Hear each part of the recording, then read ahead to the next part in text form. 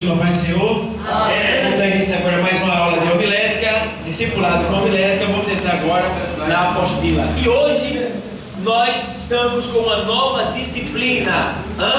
Qual é a disciplina? Vamos ver aqui. Disciplina, qual é? Conhecendo a Jesus. Conhecendo a Jesus. Coisa linda, né?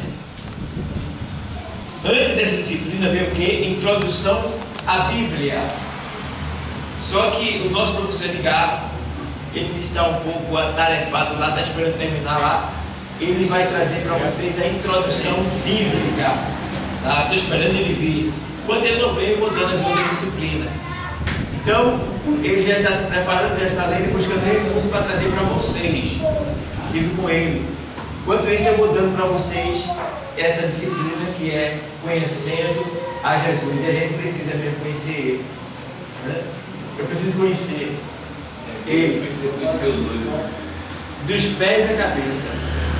Tá? Precisamos saber o que ele gosta, aonde ele está, o que ele gosta de falar, o que ele quer de cada um de nós. Precisamos conhecer Jesus. Então, vamos agora começar aqui na página 24. Todos acharam? Amém. Diz assim, primeiro texto: conhecendo a Jesus. A Bíblia, a infalível palavra de Deus, é a fonte de toda a revelação acerca de Jesus, o Filho unigênito de... Primeira coisa, Jesus, ele é o unigênito que? Filho de Deus. O que quer dizer único? O que quer dizer gênito? Muito bem. Então, já está bem claro aqui que Deus só tem quantos filhos? Um filho. Como é o nome dele? Jesus. Muito bem. Então, o unigênito Filho de Deus. Quem aqui já dizia assim: eu também sou filho de Deus quando eu estava no mundo? Todo mundo dizia. A gente jurava que era filho de Deus. Matava e morria dizendo que era filho de Deus. E de Deus a gente não tinha nada. Só o Espírito. Na verdade, todo o nosso ser é de Deus. Mas estou falando assim: a Bíblia diz que todos pecaram e destituídos estão da glória de Deus. Então, a gente já vê que nós não éramos filhos de Deus. Nós éramos o quê? Criaturas de Deus. Como todo mundo é criatura. Veja que o Senhor, quando está enviando ali os discípulos, ele diz: olha, ide e pregai o Evangelho a toda o quê? Criatura. Muito bem. Então o mundo é tudo criatura. Certo? Filho, Deus só tem um, que é Jesus. Agora, mediante a aceitação de Jesus como nosso Senhor e Salvador, nós nos tornamos filhos de Deus por adoção. Certo? Nos tornamos filhos de Deus por adoção. Então nós somos filhos adotivos de Deus. Por quê? Porque é por causa de Jesus. E vamos ver, a gente está conhecendo Jesus, vamos ver como é que a gente nasceu, como é que Deus nos gerou novamente. Evangelho de João,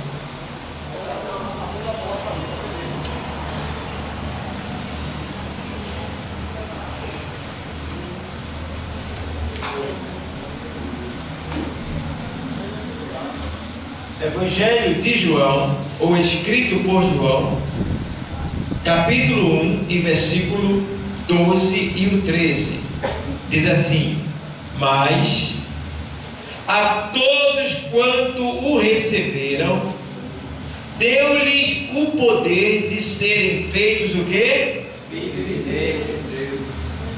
Filhos de Deus, aos que creem no seu 1 e 12 de João. Irmãos, Entendam bem essa palavra, que é para vocês explicarem, tá certo? Vocês vão encontrar a pessoa dizendo que é filho de Deus. Você vai dizer aqui, ó. Mas a todos quanto o receberam. É só para quem recebeu a quem? É Jesus. Aí Deus deu-lhes o poder de serem feitos o quê? Filho de Deus. A saber, aos que creem no seu. E esse crer aqui não é um crer brasileiro, português, comum, que a gente diz eu creio, não. É o crer bíblico, que quer dizer fazer aquilo que foi mandado fazer. O que é que está sendo mandado fazer às pessoas do mundo? Aceitar Jesus como Salvador. Se a pessoa aceitar, prova que creu. Se não aceitar, então não creu. Tem negócio, mas eu tenho desde que eu nasci. Mentira, não tem nada. Quem tem que provar que tem. Tá? Então, vamos lá. Unigênito. Já entendeu que Deus só tem um filho, né? Jesus Cristo é o nosso alvo, pois devemos esquecer das coisas que para trás ficaram e avançar para as que estão diante de. Está lá em Filipenses 3, 13 e 14. Jesus Cristo é o farol que traz ao porto o quê? O que é farol? Vocês sabem, né? O que é farol? Farol, se você não sabe o que é, lá em Olinda tem um farol de Olinda. A mulher, o farol de Olinda, lá em cima, é metade de preto e branco. Tem uma luz lá em cima. Para que serve o farol? Para os marinheiros, os navegadores das naus, estando perdidos, via a luz do farol e se direcionavam por aquela luz para chegar no porto. Então assim somos nós. Jesus, ele é o farol que nos leva ao porto seguro. Ou seja, olhando para Jesus, você não vai se perder. Olhando para Jesus, você vai chegar aonde você deseja, aonde está determinado para eu e você chegar. Certo? Então ele é o porto seguro, certo? Tem uma aqui assim, ó. Jesus Cristo é o farol que nos traz ao porto seguro. A nau perdida, que é o barco perdido, né? É o lírio dos vales. Lírio dos vales. Quem já foi no vale aqui? Eu já entrei em alguns vales e lá tem cada planta bonita.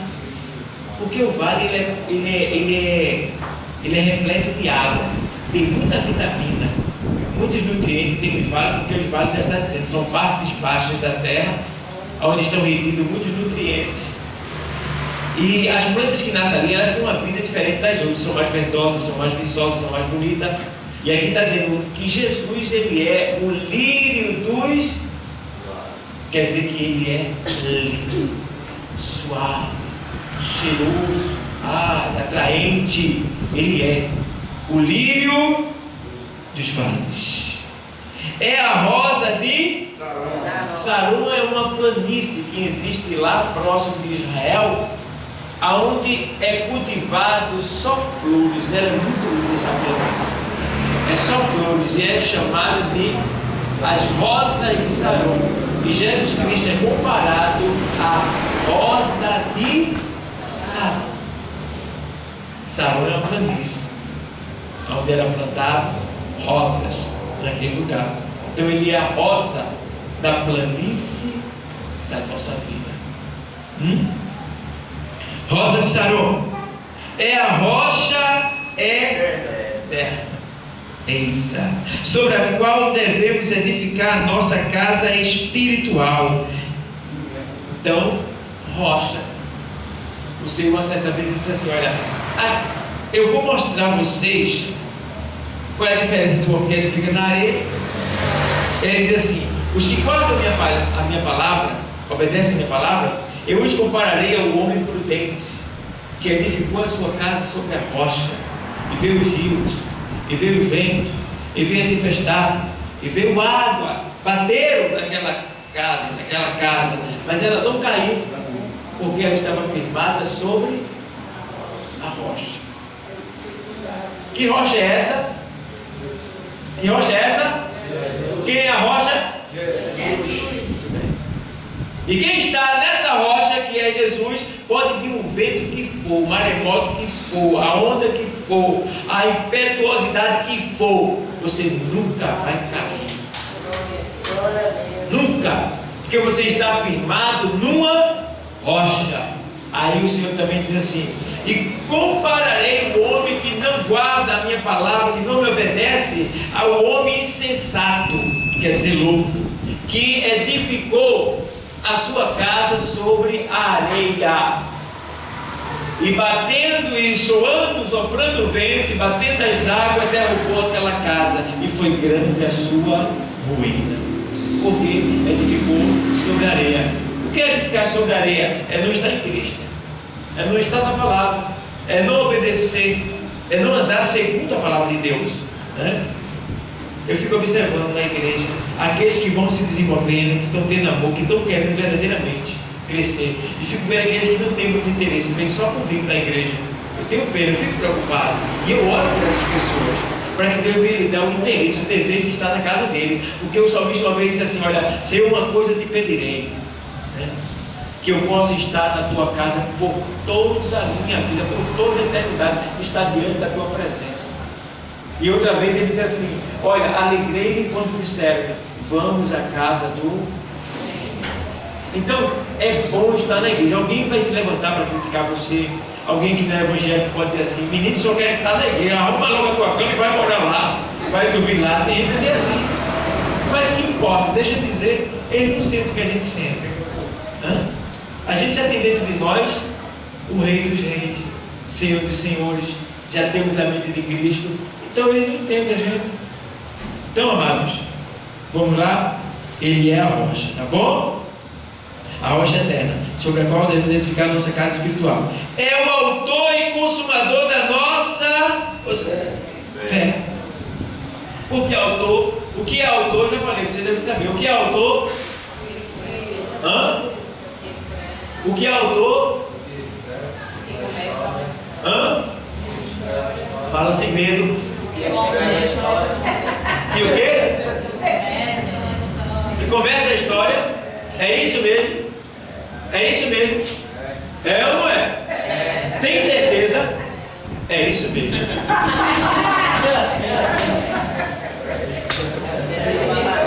Ele é autor. E ele é aqui dizendo também que ele é autor e consumador. O que é consumador?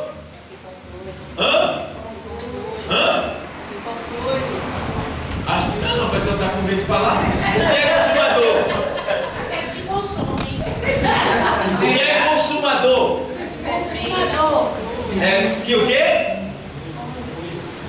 Autor é quem começou, e consumador é o quê? Quem o quê? Quem o quê? Quem terminou? Tem certeza?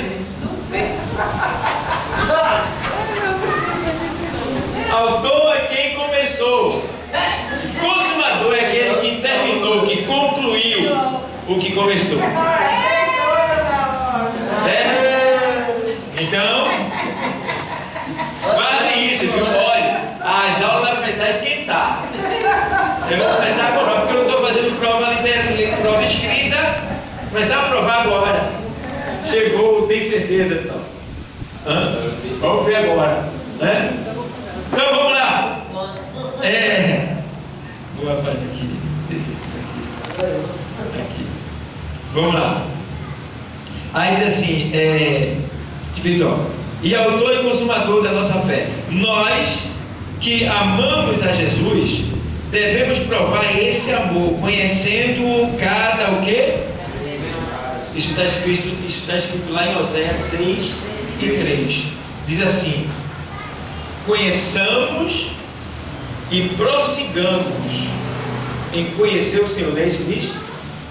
Certo? Então, você não pode ficar sempre do mesmo jeito. Sabe o que eu estava observando aqui? Eu vou pegar vocês agora que vocês estão na aula. Tem umas 4 pessoas mais ou menos aqui que só dá o mesmo versículo quando chega ali. Dá para você ver um de olho, não, é? já sabe de cor. Sabe o que quer dizer isso aí? Não está lendo Bíblia. E isso não pode acontecer. A gente não pode repetir nem hino, quanto mais versículo. O versículo é edificante, mas sair pela mesma pessoa direto já não é mais edificante. Aí já é sinônimo de falta de leitura. A pessoa não está tendo interesse, gravou aquele versículo e não precisa abrir a Bíblia. Chegou ali e diz: então não pode. Está vindo para a igreja, abre a Bíblia, lê o texto, e quando chegar ali, lê aquele texto, um texto novo, mas o mesmo versículo. Não pode acontecer isso. Isso é sinal. As pessoas vão ver. Quando for mais na frente, a pessoa já diz assim: já sei qual é. Pronto. Não souber ler, vai ler ali. Vai louvar, saudar a igreja do Papai do Senhor. Jesus é bom, é muito maravilhoso. Vou louvar o Senhor. Pronto, se não sabe ler, não sabe. Mas quem sabe ler? Mas eu conheço gente que não sabe ler, mas tem o cuidado, o zelo. Ele fala assim: lê aqui para mim esse texto aqui. Ou então grava um versículo hoje e grava outro amanhã. Porque peraí, tem gente aqui que tem 100 anos na igreja e não sabe mais do versículo. E aí, como é que fica? Então, não pode. Você escuta vários versículos, um deles é pequenininho, dá para você gravar. Às vezes tem a sua companhia. Você pode perguntar ao seu companheiro: tal palavra fica onde? Em qual lugar? Vai lá e diz: não pode. A pessoa do mesmo jeito o tempo todo, não muda nada. Nós estamos na sala de aula. Aí que diz aí, cresçamos e prossigamos em conhecer o Senhor. O pastor, lá na nossa festa também tinha um irmão, ele era analfabeto. Mas ele chegava lá, antes dele ir para a igreja, ele chamava a irmã dele entrar. E tinha um versículo da outra. Ele chegava, dava o versículo e explanava. Não sabe ler, mas ele só traz coisa nova. E ele disse que quando ele saiu na campanha é uma benção. E eu comprovo isso. Ele é isso mesmo. Sábado eu convidei quando ele ontem à tarde, ele disse: olha, você tem sua parte, eu precisava de você. Eu disse: vou fazer um vídeo lá sábado, tem culto jovem, lá é para jovem feito a gente. Vai lá para a lateral, porque a gente está lá esperando, de braço aberto. Então, não pode. Tá? Procurem ler. Reserve um tempo da sua vida para ler a palavra, porque a palavra é Jesus. Quando você está lendo a palavra, você está face a face com Ele. Está buscando a face dele. Ele está falando com você. Isso aí é bom para você ver, porque isso vai aumentar a sua fé, vai lhe dar mais força espiritual. Quando vem a tentação, quando vier os problemas, você vai se lembrar das palavras que você leu. É a palavra que me sustenta de pé, que me faz ter a nossa fé e se manter nela. É a palavra. Se não tiver a palavra, vai ficar como? O que é que vai sustentar a base da nossa fé? É o quê? A palavra. Certo, pessoal? Então, tem que crescer no conhecimento. Já pensou? Faz um curso desse, termina. Quando chega lá na frente, toda semana, o mesmo versículo? Não. Tem que melhorar. Tem que mudar. Quem é o pastor desse irmão aí? É fulano de tal, é o pastor tal. Oxi, aquela igreja não tem doutrina, não tem palavra não. Porque na Bíblia dele parece só tem um versículo também. Só aí, o pau, o cacete só cai nas costas do pastor quando tem um erro. Eu sei que quando tem uma coisa boa também, o pastor da lei, uma vez, vê a igreja como é. Mas também quando tem um erro, se prepare, o lombo, porque olha, o chicote vai descer nas costas do pastor. Então, para evitar, a gente já está trabalhando para que a gente seja melhor. Para que a gente não venha fazer repetições. Tá bom? Então, vamos crescer, vamos prosseguir em conhecer o Senhor. Tá certo? Lembrem que ele está estudando o quê? Conhecendo a Jesus. Então, conhecer Jesus é isso. Vou ler a Bíblia hoje. Vou ler a Bíblia. Irmão, quando eu chego na minha sala para ler algo, toda vez que eu chego na minha sala eu me apaixono pela Bíblia. E ao mesmo tempo eu sinto tristeza. Porque eu não posso ficar mais tempo ali. Porque é tanta coisa que eu me ocupo e eu não tenho o tempo que eu queria ter para ficar ali. Porque eu busco uma coisa, eu busco, trago um livro, trago outro, bota aqui, veja aquilo, é muito gostoso. Estou crescendo. Mas tem gente que nem liga, nem se preocupa. Meu Deus do céu, que amor é esse? Que interesse é esse? Que zelo, que cuidado é esse? Então precisamos o quê? Melhorar, certo? Vamos lá? Vamos ler mais agora. O nome Jesus. Como é que diz aí? O nome Jesus foi dado. Vamos lá. O nome Jesus foi dado pelo anjo a José, conforme o Evangelho de Mateus, capítulo 1, versículo 21. E quer dizer o quê? Salvador. Então o nome Jesus quer dizer o quê? Salvador. Quando você diz assim, Jesus, você está dizendo Deus, salva. Deus, salva. E mais assim, porque Ele salvará o seu povo dos seus o quê? Pecado. Ao nascer o menino, José, cumprindo a determinação do anjo, pôs-lhe o nome de Jesus. Certo? Está lá em Mateus 1, 25 e 25. Pode marcar lá. E José lhe deu o nome que o anjo lhe mandou. Então veja bem, que privilégio daquele homem, né?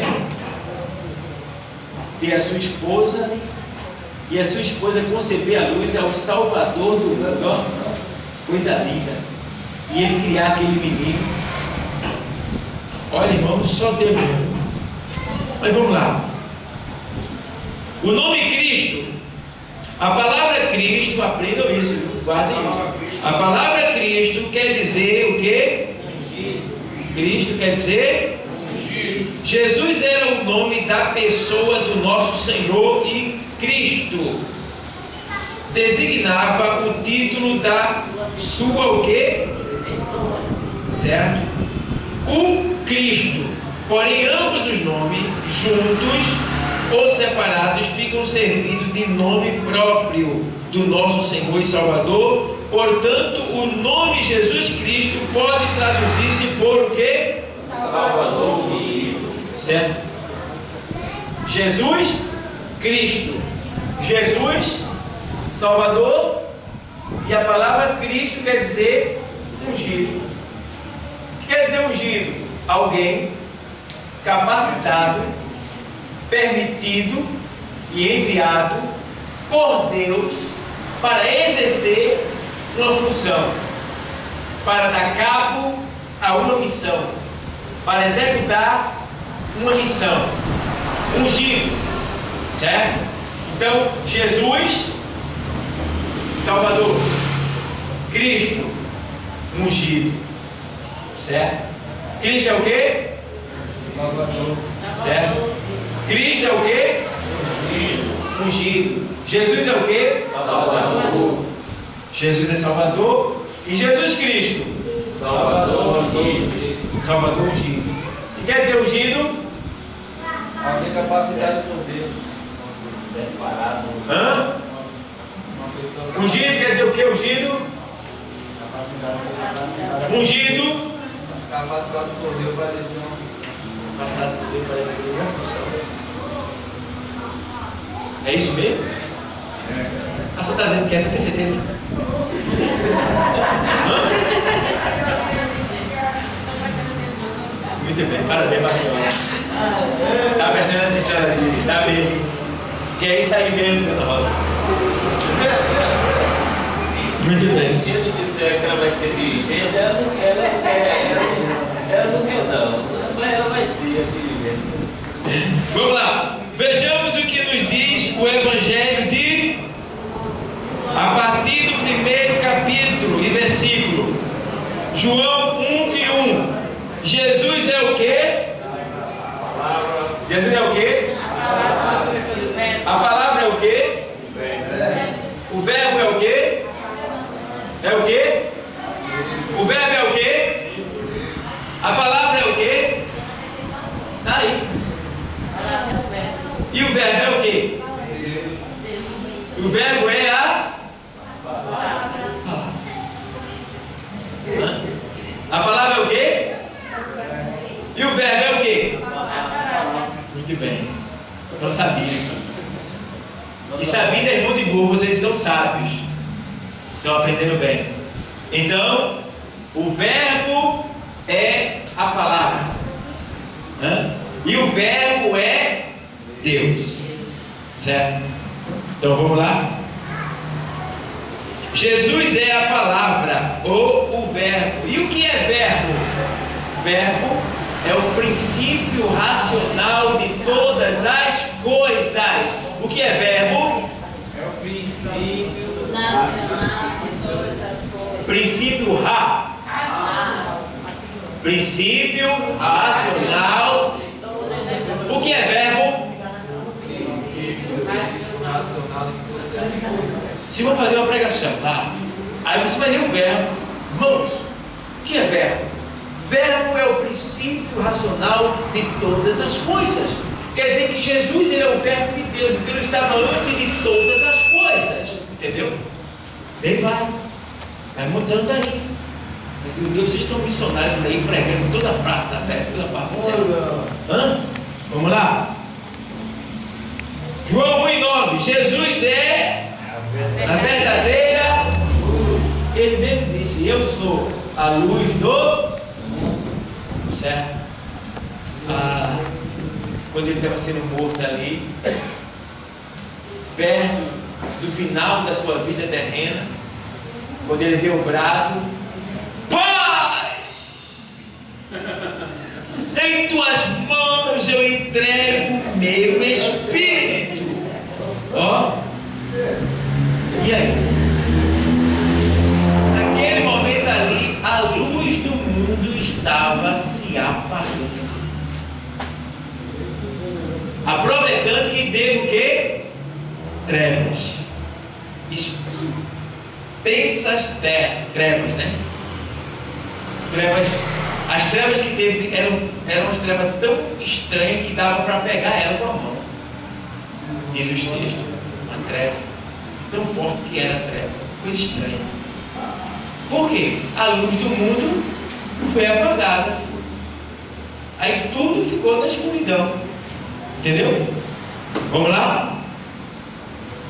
Jesus é o Cordeiro de Deus. O que é Cordeiro?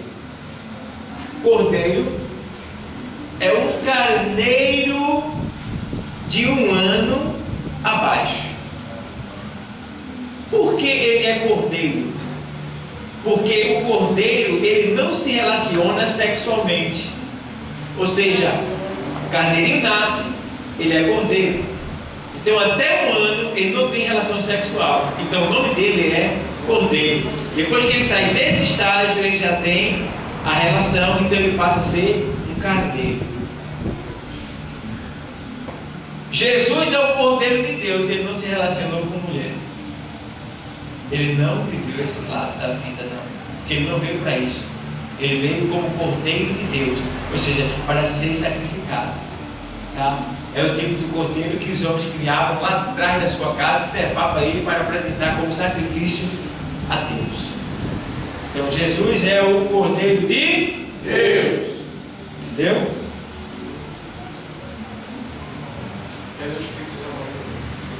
Jesus é o Cristo, o Salvador do mundo. O Cristo, o que quer dizer Cristo? Cristo é o quê? Cristo é o quê, igreja?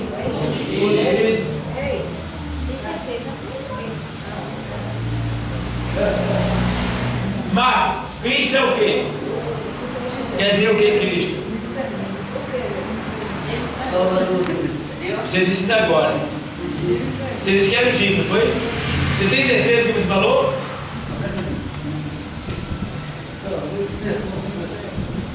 Tem certeza? Então tá certo, ele é o Egito.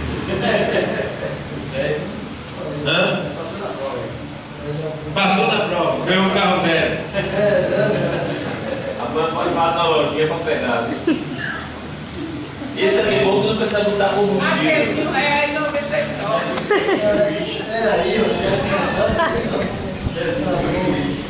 Jesus é o juiz. Jesus é o juiz. Sabia que naquele grande dia Jesus também vai ser colocado como juiz para julgar? vai julgar a causa. Por enquanto ele está como advogado para defender nossa causa. Mas naquele grande dia que for montado ali, estabelecido o julgamento final, nós não vamos estar lá. Vai estar lá só os ímpios. Jesus vai vir como juiz. E aí não adianta dizer: Jesus, tem misericórdia de mim. Não tem misericórdia. Por quê? A Bíblia diz que o juízo de Deus é sem misericórdia. Então ali não vai estar a misericórdia. Ali não vai estar o advogado Jesus. Ali vai estar o juiz para julgar. Por quê? Porque como advogado ele já se colocou diante de toda a terra para defendê-la. E nem todos quiseram. Então agora está. Ali não tem mais jeito. Será triste. Jesus é o juiz. Amém? Amém. Jesus é, ou seja, o pão e a água da vida.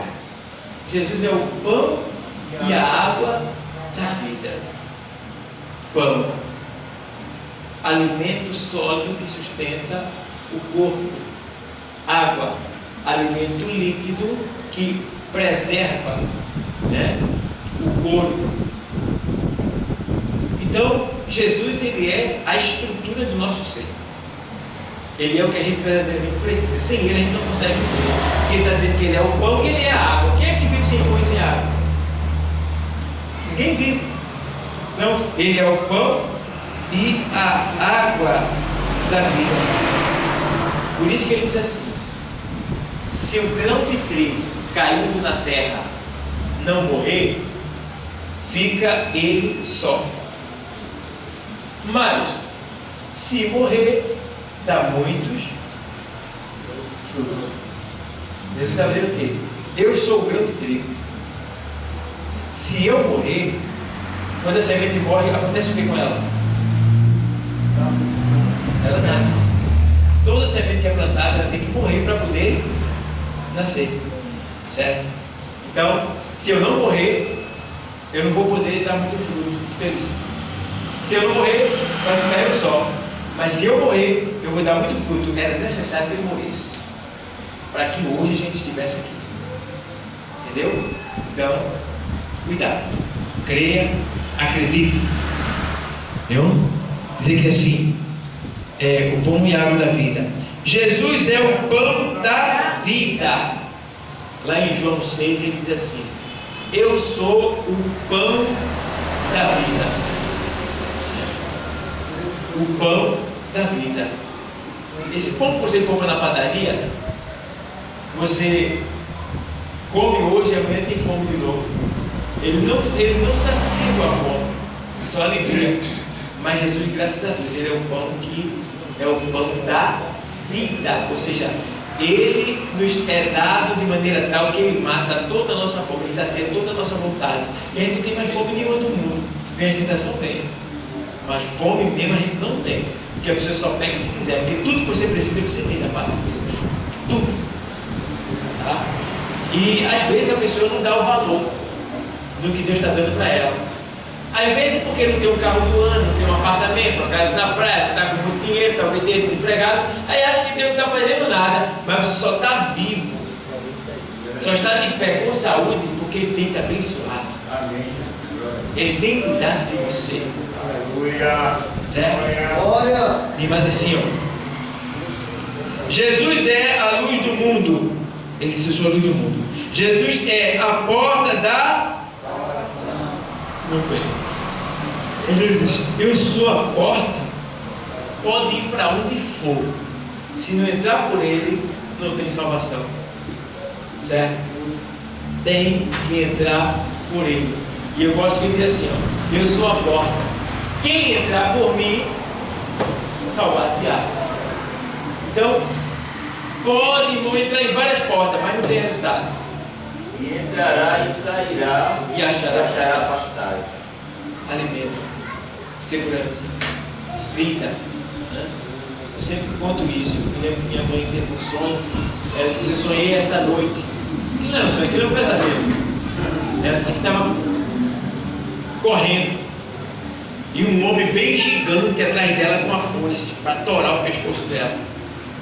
E minha mãe disse: eu corria, e eu corria, e eu corria, e eu corria. E quando eu estava cansado, ele quase me alcançando, eu vi uma porta. Aí quando eu vi aquela porta, eu fui lá e entrei naquela porta lá e peguei a porta e empurrei para fechar. Quando eu empurro a porta, ela passa para o outro lado. Deu para entender? Imagina, se querendo se livrar de uma pessoa, vai trancar a porta e ela passa para o outro lado. Vê que situação. Assim é a porta do mundo. Você pensa que ela é uma porta que você pode sentir segurança depois de passar por ela. É aí que você quebra a cara. Você entra por ela, mas ela continua aberta. E aí o mal também entra atrás de você e destrói você. Então, porta é Jesus. É a única porta segura. A única porta que nos dá segurança, firmeza. Quando ele diz entrará e sairá, ele está dizendo assim: você tem liberdade. Tá? Você tem liberdade. Então, Jesus, ele é a nossa porta. E manda aqui ainda, ó.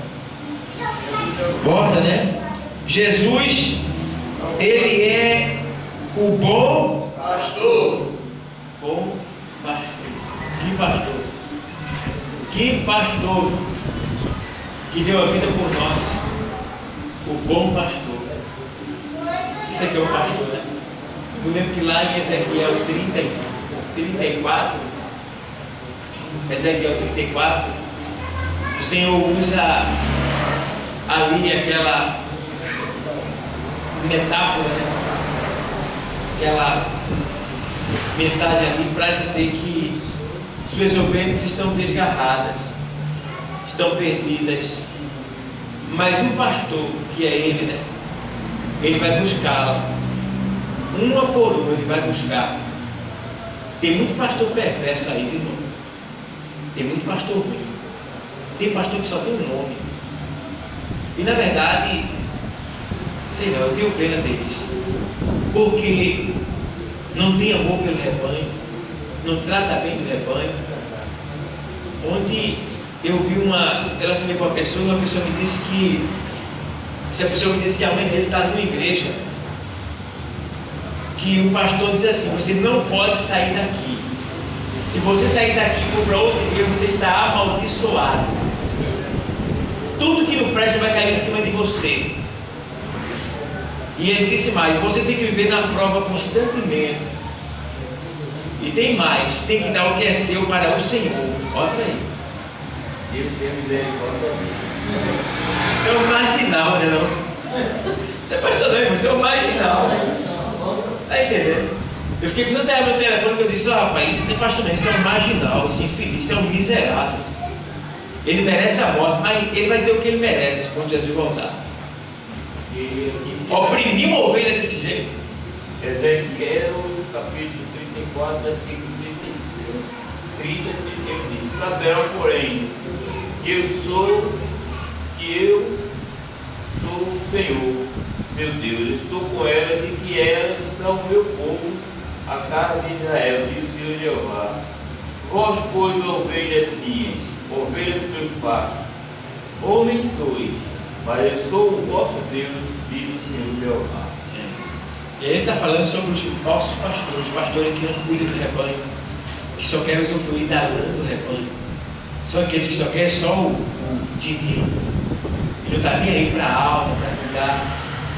Quantas vidas eu já ganhei que os seus pastores não foram lhe visitar no hospital, na sua casa, quando estava enfermo? Quantas vidas eu já ganhei que estavam lá, esquecidas, desprezadas, e eu fui lá e trouxe essa pessoa para o Senhor? Então, pastores que não têm amor pelo rebanho, que não poupam o seu rebanho, só quer o que o rebanho tem, a mãe do rebanho. Então, eu gosto que o Senhor Jesus ele disse assim: e conhecereis a verdade, e a verdade vos libertará. Quando ele fala em João 10 que ele é o bom pastor, ele está dizendo: as minhas ovelhas me conhecem, elas ouvem a minha voz e me seguem. Então, irmão, só é enganado quem quer ganhar as coisas fáceis. Por isso que aqui vocês não são enganados. Porque vocês estão aprendendo a palavra. Se tiver alguma coisa errada aqui, vocês vão saber logo pela palavra que vocês estão aprendendo. Certo?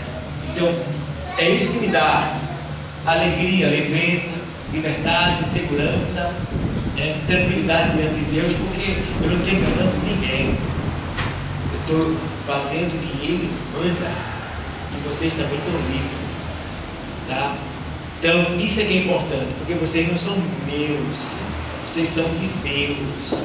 Agora, eu recebi a responsabilidade para cuidar de vocês e engordar vocês até o dia da vida dele, certo? Por isso que eu tenho que ter esse cuidado, esse zelo, de cobrar, né? De ir atrás, de dizer isso, faça assim, faça assim, faça assim, porque foi Deus que mandou, nem eu não, para que vocês se mantenham de pé.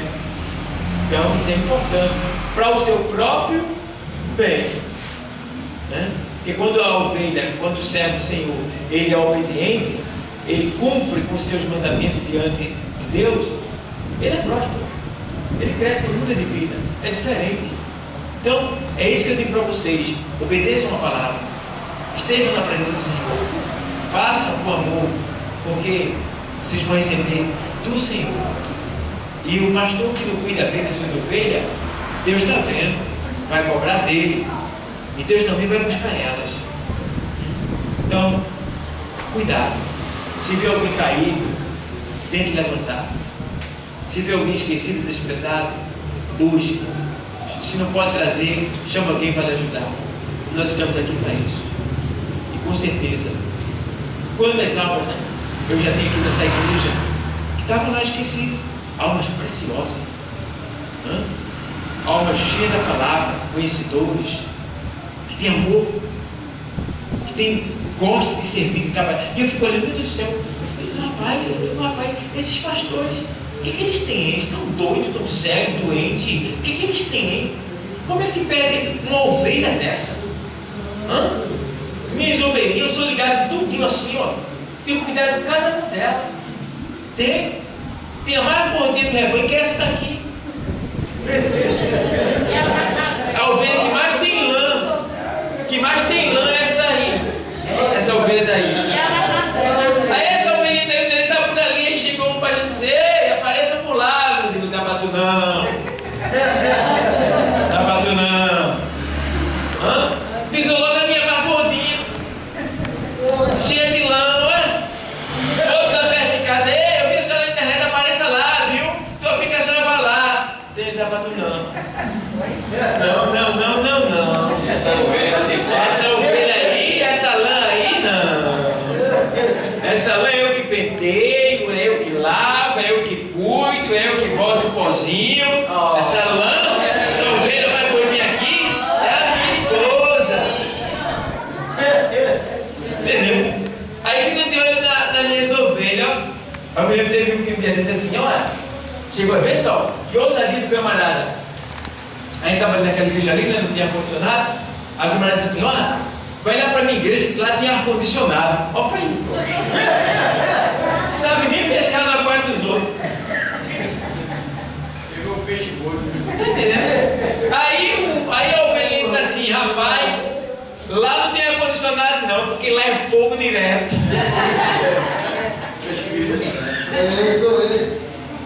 Deixa lá assim mesmo, foi bonito para ele. Entendeu? Então, meu irmão, é por aí. Olha, irmão, é tanta ovelha que vem me procurar e diz: olha, meu pastor fez isso, o pastor fez aquilo. Eu digo: filho, olhe por ele, fique lá no seu lugar, vai fazendo assim. Tanta gente precisa de um conselho, de uma palavra, né? Meu zap, se eu fosse atender, eu ia parar só para atender zap. Tem aqui 300 zap, eu não vi nenhum. Quem pega é minha secretária Demares ali. Aí, pai, o senhor me respondeu, opa, aqui, eu não tenho tempo não, meu filho. Tem que ler Bíblia, tem que orar, tem que ir para os cultos, para os pontos de pregação, para a missão, tem que trabalhar. Como é que eu vou estar vendo os rápidos, pelo amor de Deus? Aí quando alguém pega em flagrante, não fez.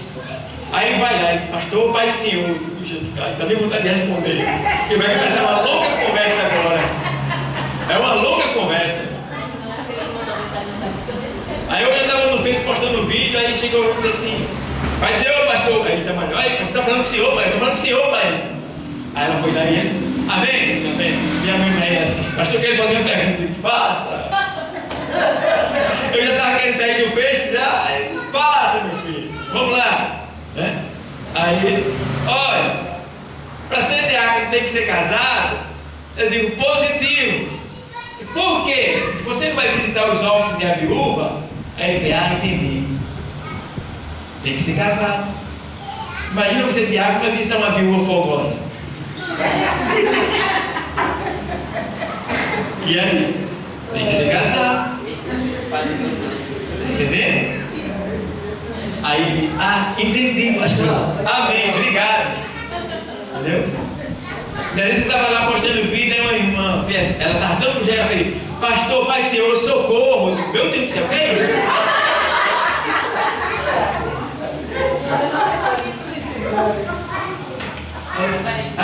Amém, senhora, diga, que deseja? Olhe, eu tenho acompanhado o seu trabalho, gosto muito do senhor, tenho visto suas pregações, eu preciso muito do senhor, porque eu confio no senhor, mesmo sem conhecer o senhor, eu sei que o senhor é uma pessoa de Deus, eu queria que o senhor me desse uma dica aí, me ajudasse. Eu digo, diga, minha senhora. Aí ela, eu sou escrava do sexo. Virtual. Eu faço isso, tudo pela internet, eu faço saceiro, meu Deus do céu. E eu estou na igreja, e assim. Vamos lá, vamos para a receita, aí tem que receituar. Aí vamos lá, 2 colheres de jejum por semana. Vamos lá. 1 hora de exercício de leitura. Aí, tantas vezes ao culto por semana. Quando estiver em casa, não liga o computador, liga o som, coloca o louvor e começa a abrir a sua boca. Aí comecei a dar. Minha receita toda, escrevi, tá? Ela, pastor, obrigado. Quando foi depois de, parece que 2 meses, eu estava postando vídeo, aí ela, pai, senhor, pastor. Foi diferente, né? Foi sem socorro agora. Amém, filha. Eu quero dizer para o senhor que eu estou liberta. Eu consegui, pastor. Muito obrigado ao senhor. Eu digo, não, a mim não. Agradeça a Deus, porque tudo que eu dei não foi meu, não, foi dele. Você só usou o que era dele. Agradeça a ele. Aí mandou as fotos para mim, perguntou o que é que eu precisava. Eu digo, eu não preciso de nada, mas tem algum missionário, eu vou mandar para a senhora. Se você quiser ajudar algum missionário, ajuda. Tá aí, mas não preciso de nada, porque eu não faço nada pago não, viu? Aí tá, uma amiga minha, olha que a mulher é lá de um estado aí do Maranhão, é Rio Grande do Sul, sei lá, não sei de onde ela é. Ela segue meu trabalho e viu em mim confiança, claro, com o Espírito Santo, e pedindo socorro, e graças a Deus ela conseguiu. Estava quase deixando o marido, já não tinha mais nada com o marido, mas Deus deu vitória a ela. Certo, pessoal? Então, são essas coisas que acontecem que muitas vezes a pessoa não sente confiança no pastor que tem. Tá? Mas essa pessoa que está perdendo isso aqui, está perdendo quem? O pastor. Se Deus te mostrou para alguém confiar em você e dizer uma palavra, não diga para ninguém, é só para você e Deus. Então você dá a receita para aquela pessoa espiritual e vai apresentar aquela causa daquela pessoa a Deus, para que Deus lhe ajude a resolver junto com aquela pessoa. Mas tem gente que recebe aquela palavra e aí vai dizer para outra pessoa, papai, fulano, não conta para ninguém não, não diz para ninguém não, fica só para a gente mesmo. Olha, fulano assim, tá passando a situação assim. Diz para ninguém não, disse. Aí outra pessoa vai, rapaz, diz para ninguém não, disse. Mas fulano tá passando assim,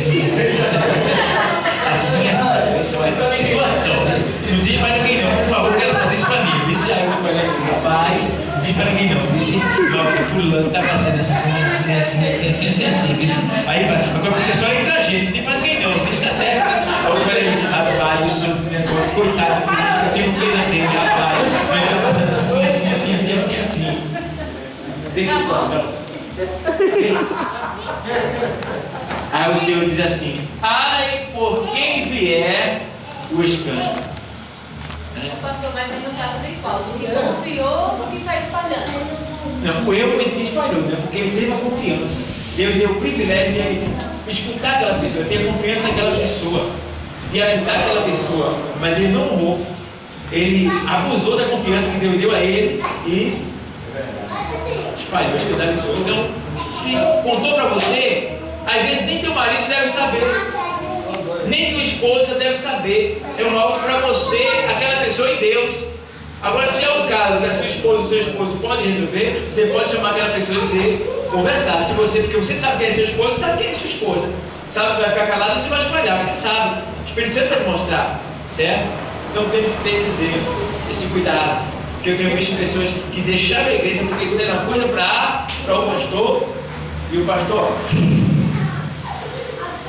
a esposa do pastor, e aí? Por isso, várias pessoas que deixaram igrejas por causa disso, que foram envergonhadas.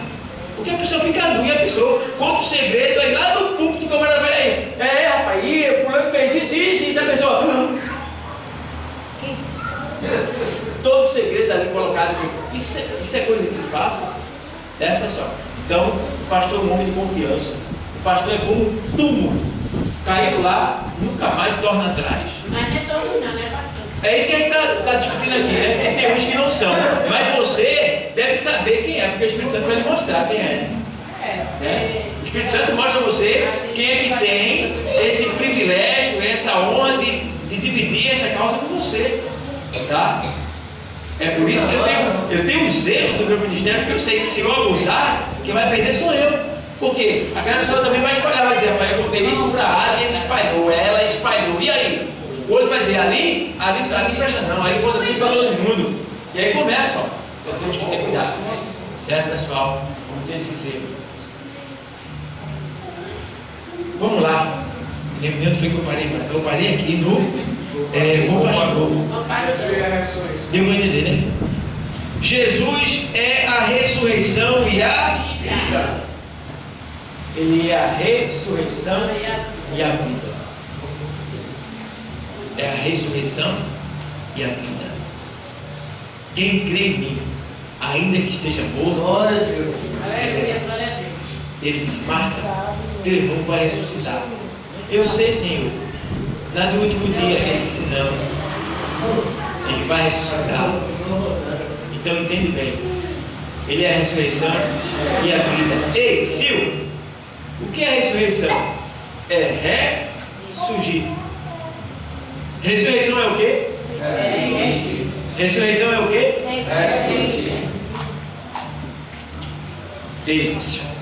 Ei, na Bíblia não existe reencarnação. Existe ressurreição. Reencarnação é uma mentira diabólica para fazer as pessoas acreditar que elas vão morrer e podem tornar novamente em outro corpo. Só que é tão frajuta a doutrina da reencarnação que diz que a pessoa pode reencarnar numa galinha bebê. A pessoa ia morrer, aí tem a chance de voltar de novo, vai voltar numa galinha. Meu camarada pega. Aí eu vou pai da pessoa, mas me deu uma galinha de presente. Eu digo, opa, já sei o que vai acontecer contigo, né? Sem cá, pega o pescoço dele, Tori, panela. Pessoal, não, você pode, por causa dos seus pecados, uma coisa para ser aperfeiçoado, você pode nascer numa barata. Chega lá em casa, vai com ela. Que vida triste, meu irmão, dessa reencarnação. Que doutrina miserável, irmão, essa da reencarnação. Da reencarnação. Eu vou voltar no cachorro. E aí, irmão, eu vou reencarnar no peixe. Olha, lá em casa eu vou fazer de coco. Imagina, você sabe aquele tsunami que teve lá? Aquele tsunami que teve lá na Indonésia, que invadiu todos os países. Morreu mais de 300 mil pessoas. Mais de 300 mil pessoas. Sabe o que aconteceu lá? Eles não comem mais peixe. Por que não comem mais peixe? Porque eles acreditam que o espírito das pessoas que morreram afogadas vão estar nos peixes. Comendo os peixes, eles vão estar comendo seus antepassados. Essa é a doutrina da reencarnação. Totalmente sem lógica. Entendeu? Então não existe reencarnação. Existe o quê? Jesus não disse, eu sou a reencarnação e a vida. Ele disse: eu sou a ressurreição e a vida. Então ressurreição é o quê? É ressurgir. Quando Jesus morreu, ele reencarnou ou ressuscitou? Ressuscitou. A prova é tanto que ele ressuscitou no mesmo corpo. Certo? Não foi outro corpo. E aí imagina, tem gente que o camarada é cabra macho. Na doutrina da reencarnação, o cabra é macho. Macho mesmo, daquele macho chopeiro. Tem isso que ele é grosso mesmo. Aí na doutrina da reencarnação, o cabra que é macho, ele morre. Aí na doutrina da reencarnação, existe um camarada para botar no corpo de uma mulher. Vê que coisa? Está dando fim. Vai morrer. E aí? Que coisa sem graça? Sem lógica. Então, rapaz, isso não existe. Isso é uma ideia diabólica para enganar as pessoas e fazer elas acreditar que elas podem voltar de novo à vida.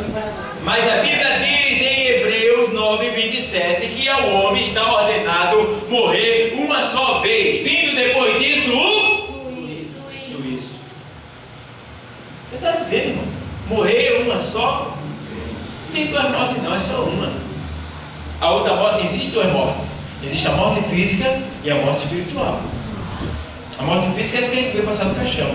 E a espiritual é a separação de Deus eternamente. Por isso que a Bíblia diz que é bem-aventurado aqueles que fazem parte da primeira ressurreição, que haverá uma segunda ressurreição. E essa segunda ressurreição não é de salvo, é de condenados, que vão ressuscitar, receber um corpo perecido, prestar conta dos seus pecados e serem lançados no lago de fogo. Então, deu para entender, pessoal? Porque é a ressurreição da minha vida? Certo? Amém? Amém. Jesus é mestre e Senhor. Por que ele é mestre? Porque ele é mestre? Porque ele ensina com perfeição. E por que ele é Senhor? Mestre e Senhor. Porque sendo homem, ele também é Deus. E sendo Deus, ele é o nosso Criador. Ele é o nosso dono e deve ser o nosso Senhor. Ele é mestre e Senhor. Deu para entender? Jesus é caminho, a verdade e a vida. Caminhos tem muitos. Muitos caminhos. Tem pouco não, são muitos caminhos que tem no mundo. Mas ele chamou a atenção de vocês. Ó, eu sou o caminho, a verdade e a vida. Verdade é relativo. Cada um tem a sua verdade. Mas ele disse: eu sou a verdade. Caminho, a verdade e a vida. Então, sem ele, você não acha o caminho da salvação, de você chegar ao céu. Sem ele, você não está na verdade, está sendo enganado pela mentira. E sem ele, você não tem vida eterna. Então ele disse: eu sou o caminho, a verdade e a vida. Vamos lá. Jesus é a videira, o quê? Verdadeira. Porque existe videira falsa. Já falei para vocês sobre o privilégio da videira. A videira, da hora. A videira é possível. A videira,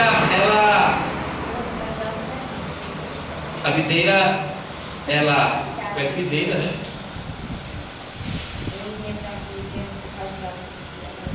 Toda enramada assim.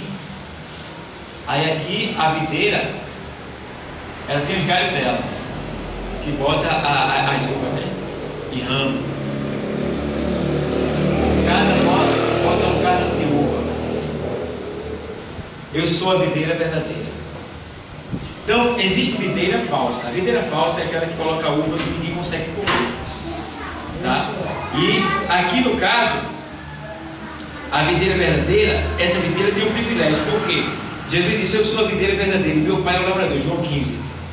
Toda vara que está em mim, essa dá muito fruto, porque sem mim nada podeis fazer. Tá? E ele diz também que toda vara em mim que não dá fruto, atira, e limpa toda aquela que dá fruto para que dê mais fruto. João 15, 1 e 2. Então, nós éramos zambuzeiro, não é jambre, é zambuzeiro. É uma árvore silvestre, tá? E era seca. Então nós éramos galho seco. Galho seco. Galho seco. Aí Jesus, sendo a videira verdadeira, o que é que acontece? Deus pegou esse galho seco, que era a gente, e enxertou aqui, deu um talho na videira e enxertou o galho seco. A videira, ela tem uma seiva, um óleo. Esse óleo começa a envolver o galho seco. Ó, aí a videira começa a passar a vida dela para o galho seco. Aí o que acontece com esse galho seco? Esse galho seco começa,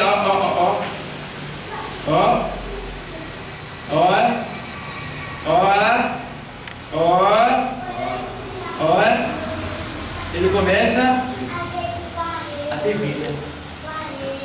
Ele começa a florescer. O galho seco. Aí é por isso que ele diz, olha, toda vara que está em mim, essa dá muitos frutos. Porque sem mim nada podeis fazer. Aqui, ó, ninguém pode fazer nada. Galho seco serve para quê? Para quê? Para queimar. Para o inferno. Mas dando fruto não. Aí ele diz,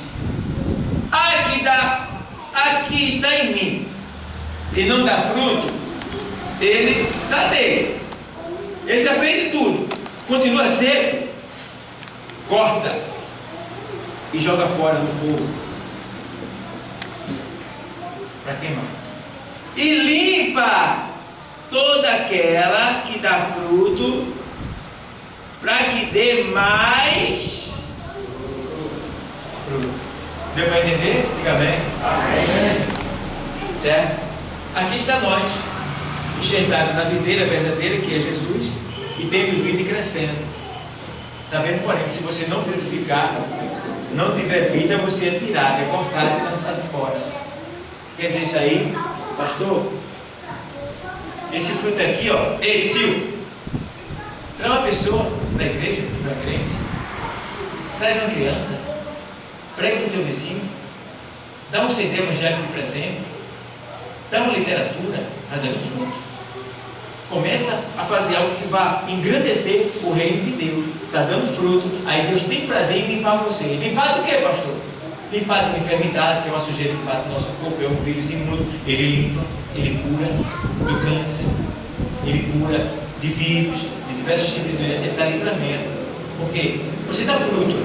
Então nós estamos ficando mais, certo? Sabendo, porém, que um dia, irmão, a gente vai chegar no final da nossa vida terrena. Eu me lembro do irmão, ele estava com 90 anos. Aí foi internado, teve um problema sério lá e conseguiu voltar. Aí, quem está dizendo isso foi meu professor no seminário. Aí ele me convidou para dar um culto de ação e graça. Ele ia dar um culto de ação e graça para eu pregar lá, que ele queria agradecer. Aí o professor perguntou por quê? Ele disse, porque eu não morri. Aí o professor disse, mas rapaz, como é que pode? Ele não quer ir para o céu. Com 90 anos. Ele quer agradecer porque não foi para o céu. Ele não falou nesse negócio não, estou de acordo com isso não. Porque, irmão, o maior desejo do cristão é estar no céu. Eu não vou dizer que você queira morrer, embora agora não. Mas você não deve ter medo da morte. Porque o lugar que a gente vai é melhor do que esse que a gente está aqui. Aqui tem necessidade, irmão. Tem que trabalhar. É tristeza amanhã. Tá? É situação difícil, perseguição, problema, falta disso, falta daquilo. A gente nunca está bem 100%, sempre tem um problema para resolver. Então não compensa. A gente está aqui porque está, temos algo a fazer para o Senhor. Mas o nosso lugar de estar mesmo, que eu desejo estar, é o céu. O céu, meu irmão. Não tenha medo do céu, não. Jesus está voltando? Glória a Deus, aleluia. Volta, maranata, Senhor Jesus. É assim, irmão. Nesta oração, Senhor, vem nos buscar. Senhor, vem nos buscar. Senhor, vem nos buscar. Da mãe estava perguntando para mim, pai, se eu morrer, o senhor vai chorar? Não, você tem falta, mas chorar não vou não. Você nem vai chorar, né? Não vou não. Eu vou dizer, Deus, Obrigado por ter me dado essa bênção. É sua, não posso dizer nada. Levou de volta. Está entendendo? Agora, no caso de um filho perder um pai, uma mãe, chora. Por quê? Foi criado por ele, tem aquela festa, aquele cuidado, aquele carinho. A pessoa quer ter mais tempo com seu pai, com sua mãe. Mas deve entender que quando chega na determinada idade, o fruto madurece. Não pode mais ficar aqui, tem que subir. Então, temos o quê? Que nos preparar. Porque o natural da vida é o filho enterrar o pai, e não o pai enterrar o... Deu para entender? É natural. Já está em nós. Quando acontece ao contrário, é uma fatalidade. Tá? Mas que a gente aprenda. E principalmente, irmão, quando o nosso ente querido é cristão, a gente sabe para colocar melhor do que o da gente. Melhor do que o que a gente está. Eu pedi, Senhor, eu fiquei preocupado, porque como é que minha mãe está aqui, minha mãe pensava tanto no céu, ela queria tanto por assim. E ela disse que quando não pudesse fazer mais nada, pediu para Deus tirar ela. E Deus fez assim. Quando ela teve um monte de derrame lá na cama, não servia mais para botar, Deus levou. Aí um dia Deus me levou em um sonho. E eu entrei lá no céu. Não foi totalmente no céu, foi numa sala do céu que eu entrei. Quando eu entrei naquela porta, Deus permitiu que eu visse ela sentada numa mesa assim como essa. Tudo lá era branco. E ela sentada numa mesa, numa cadeira, alguém em pé do lado dela, ela olhando para a pessoa e a pessoa ensinando ela. Eu digo, obrigado, você. Está bem. Melhor do que eu. Eu estou aqui numa luta tremenda. Só Deus contempla.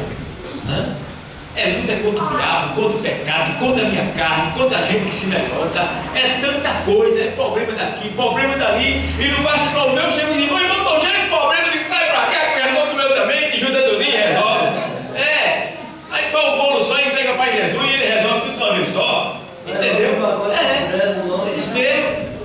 Nós vamos chamar nossa irmã aqui, a mãe do nosso irmão Igor, nosso